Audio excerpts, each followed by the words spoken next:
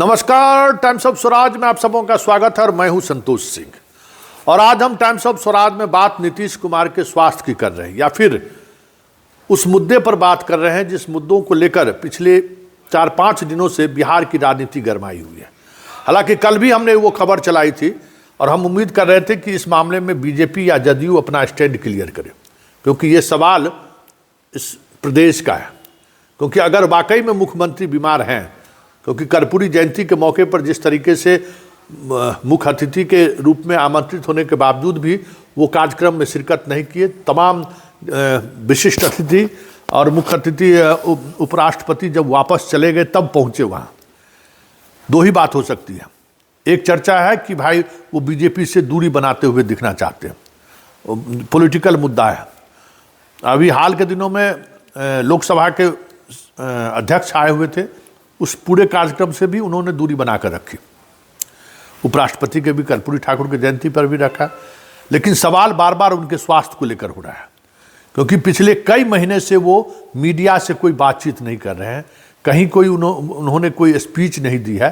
वो सारी बातें आ रही है। और प्रशांत किशोर ने कुछ दिन पहले भी सवाल खड़े किए थे, आज प्रशांत किशोर ने फिर सवाल खड़ा किया है और पूरी मजबूती के साथ सवाल खड़ा किया है कि वो अपने कैबिनेट की मिनिस्टर का नाम गिनती करके बता दें कि हमारा कौन कैबिनेट का मिनिस्टर, कौन मंत्री है, हम अपने राजनीतिक जीवन से संन्यास ले लेंगे।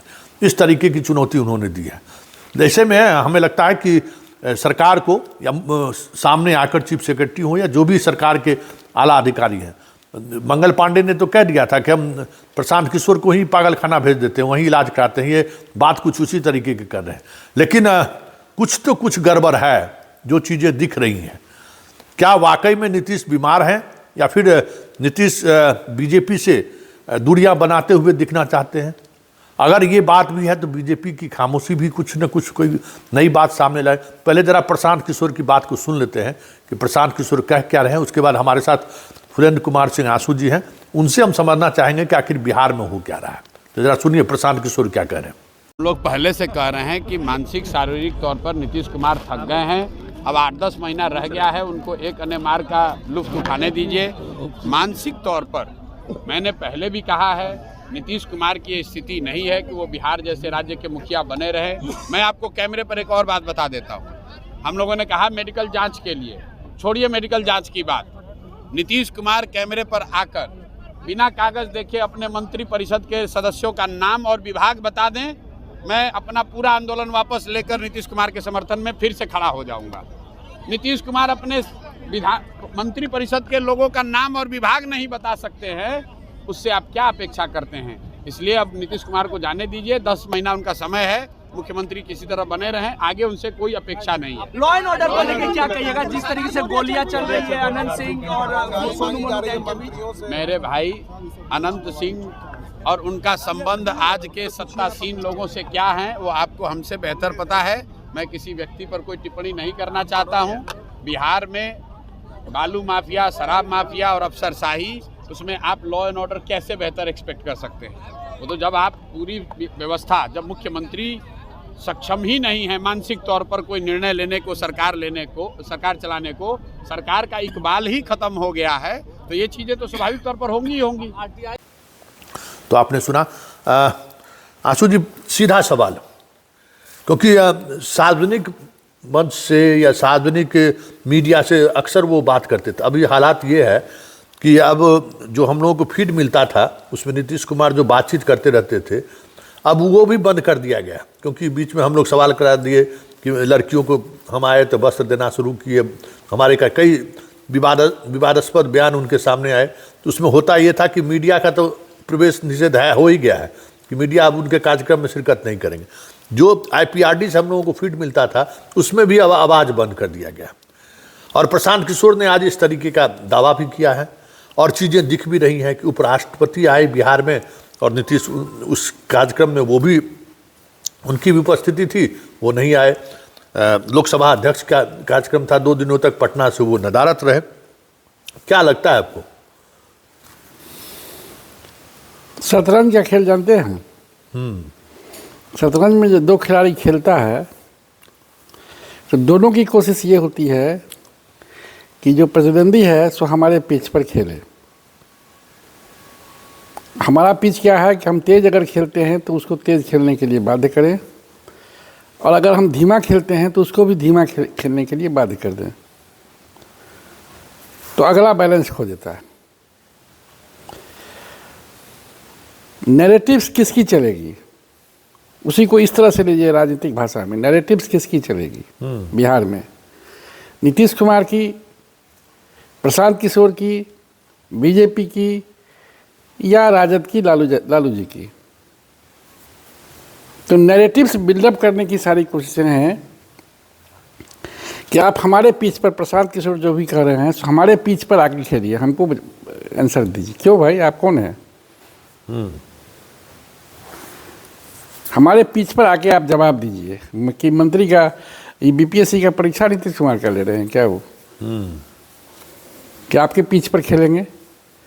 नीतीश कुमार के सामने एक टारगेट है, अक्टूबर नवंबर में होने वाला विधानसभा चुनाव, और चाहे बीजेपी उनके साथ रहे या जाए, उनकी क्रेडिबिलिटी इतनी होनी चाहिए कि अगर बीजेपी साथ नहीं है तो इतना सीट जरूर हमारे साथ रहे, और बीजेपी अगर साथ है तो सरकार बना रहे। और वो फोकस्ड है। अभी जितना भी यात्रा उनका हो रहा है, उस यात्रा में आप देखेंगे कि सब चीज़ का टारगेट दे रहे हैं। कलेक्टर को टारगेट दे दिए हैं कि इस महीने के अंदर में, सभी कलेक्टरों को, सभी डीएम को, कि इस महीने के अंत तक पंचायत भवन का ज़मीन एक्वायर करके बताइए, और जून तक सब जगह पंचायत भवन बना दीजिए। तो नीतीश कुमार ने ये पंचायत भवन बनाया है, जून के बाद ये चर्चा पंचायतों में होने लगेगी।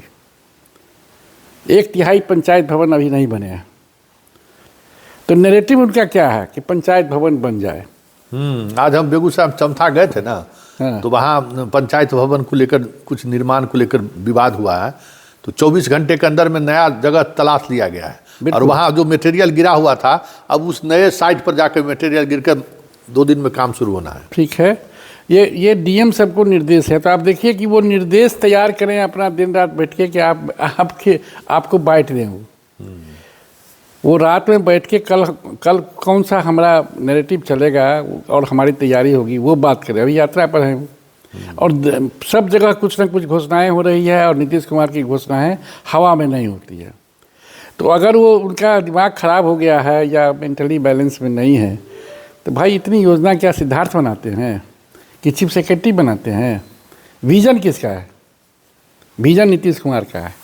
एयरपोर्ट कौन बनाता है? एयरपोर्ट की योजना कौन देता है? या इसको हम सरकार को चिट्ठी लिख रहे हैं, कौन कर रहा है? इतना सारा चीज़ करने वाला, खास करके यात्रा के समय में उस जिले के लिए पूरा फोकस्ड, सारी समस्याओं को हम कैसे एड्रेस करें योजनाओं से, इसकी कोशिश होती है। तो उस कोशिश में वो बेचारे लगे हुए हैं। अब मंगल पांडे उनको पागल कह दिए, वो हमने कहेंगे प्रशांत किशोर को पागल, लेकिन प्रशांत किशोर को इस हल्की बातों से बचनी चाहिए। ये बड़ी हल्की बात है कि आप एक मंत्री का, जैसे आपने कल बताया था कि वो बीपीएससी में क्या क्वेश्चन पूछ दिया कि हैं, तो ये बड़ी हल्की बात है कि आप कहें कि मंत्री का नाम बताइए और किस विभाग में है वो, ये बताइए।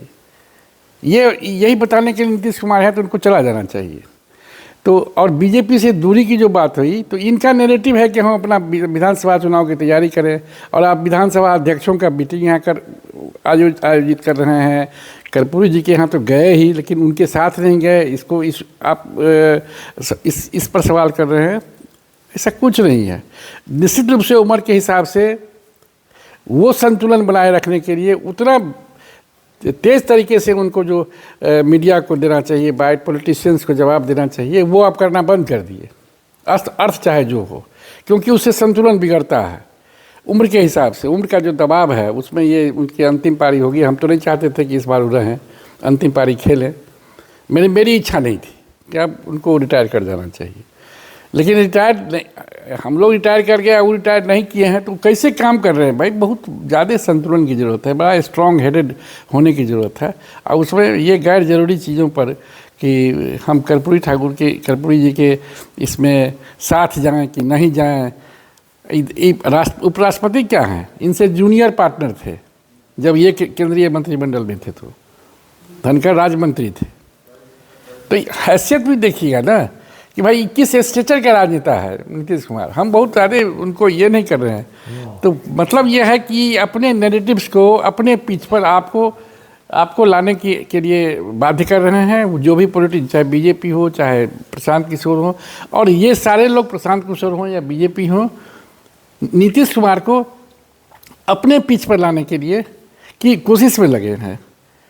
तो आपके पीछ पर हम क्यों खेलेंगे? हम शतरंज का उदाहरण दे दिए आपको कि नैरेटिव्स किसका चलेगा। तो नैरेटिव्स अगर दूसरे का चल गया तो नीतीश गए, नीतीश क्या गए, सरकार गई, विधानसभा हारेंगे। नैरेटिव्स इनका चला तो जाए। मतलब नीतीश अस्वस्थ हैं, ये नैरेटिव चलाने की कोशिश हो रही है। अस्वस्थ तो हैं ही, इस उम्र में हर कोई अस्वस्थ है। अभी वशिष्ठ नारायण सिंह से मिल के आए हैं, बहुत अस्वस्थ हैं।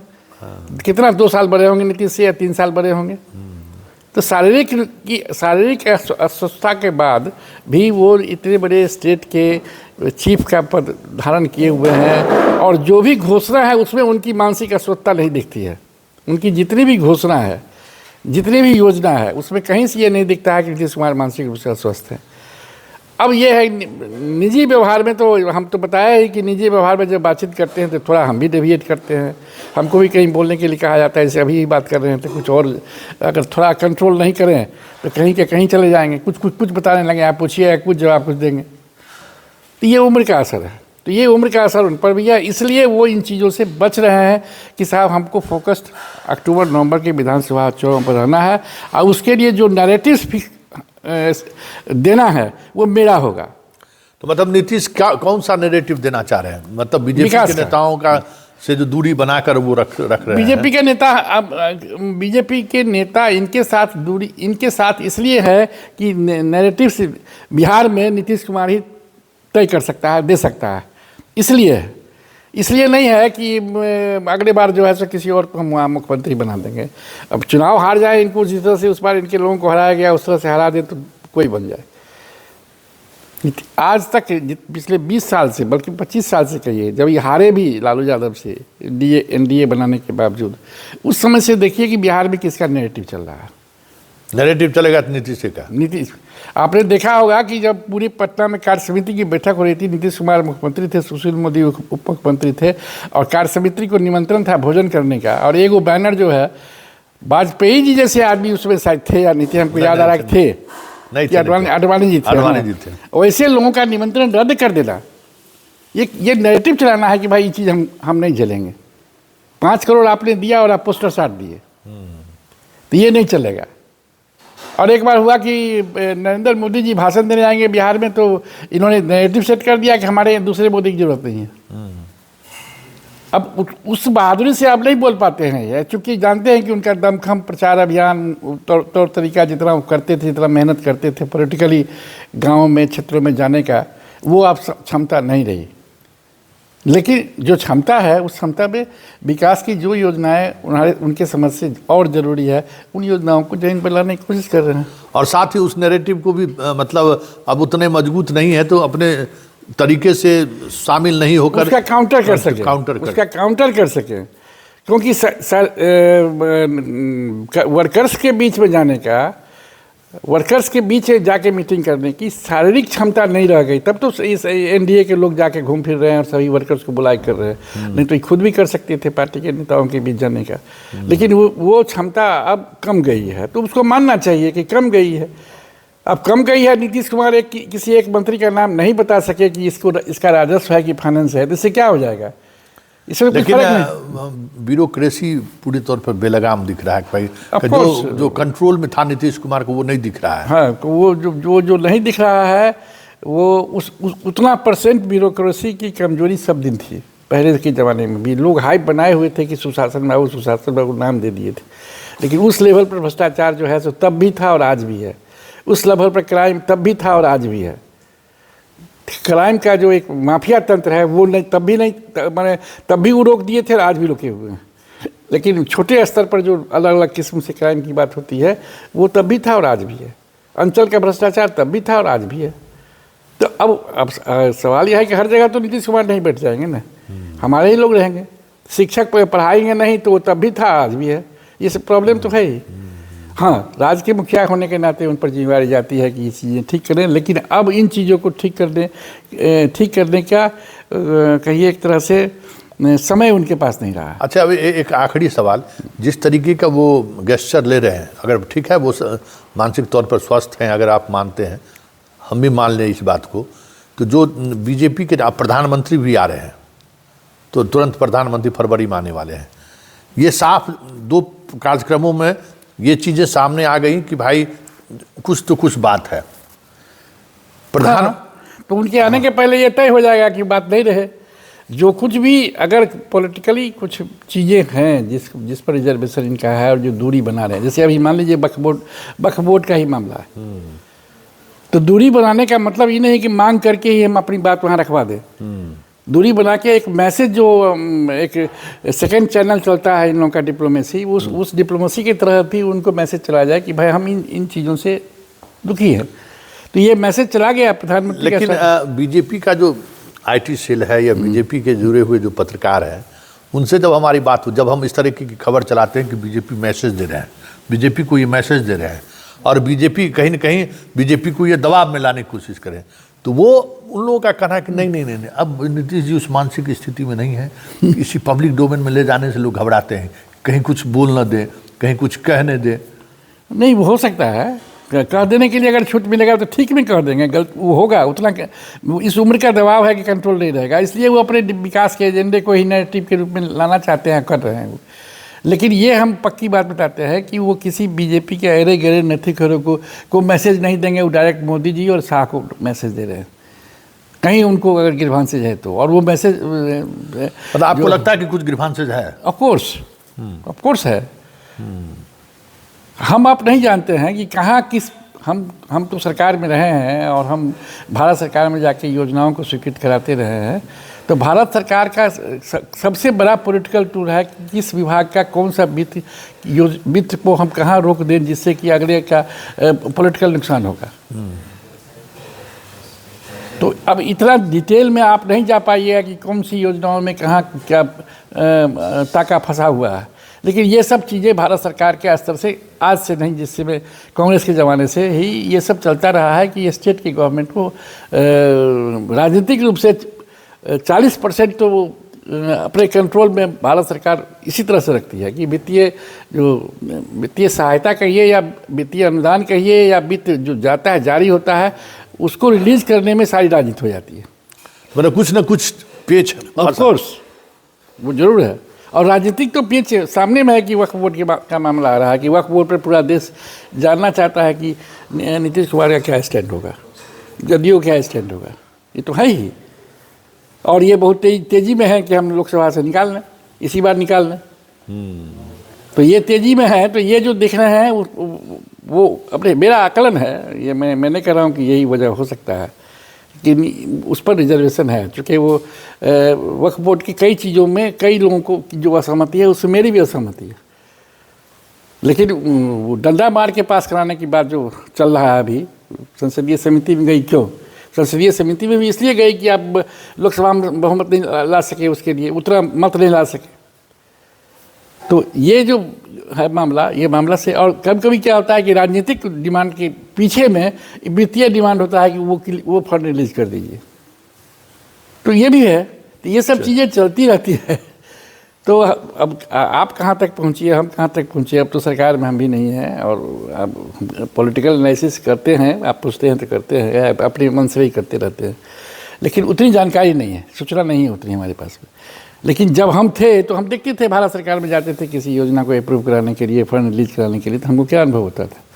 चलिए ठीक, मतलब बात कुछ न कुछ है, जिन बातों को लेकर पॉलिटिक्स चल रही है, नीतीश कुमार अपने उस डेवलपमेंट के मॉडल के सहारे यात्रा में हैं, और अब उस मानसिक स्थिति में नहीं है कि वो उस यात्रा के सहारे, जो पहले मीडिया के सहारे जो मैसेज देने की कोशिश वो करते थे, कुछ ऐसे बयान देकर, अब लगता है इनको, आंसू जी को भी लगता है कि वो उस मानसिक स्थिति में नहीं है, तो वो अपने योजनाओं के सहारे, अपने कमिटमेंट के सहारे नैरेटिव सेट कर रहे हैं। चलिए देखिए कि आगे आगे होता है क्या, लेकिन इतना तय है कि नीतीश कुमार के स्वास्थ्य को लेकर जो चर्चाएं शुरू हुई है और जिस स्तर पर शुरू हुआ है, जवाब तो सरकार को भी और बीजेपी जदयू तीनों को देना ही पड़ेगा, क्योंकि ये बातें जैसे जैसे आगे बढ़ेगी, नीतीश कुमार के वोटर के अंदर अगर कन्फ्यूजन होगा तो फिर 2025 साधना बहुत मुश्किल होगा। चलिए इस बहस को यहीं खत्म करते हैं, फिर किसी मुद्दों से हमारी आपकी मुलाकात होगी। फिलहाल इजाज़त दीजिए, नमस्कार।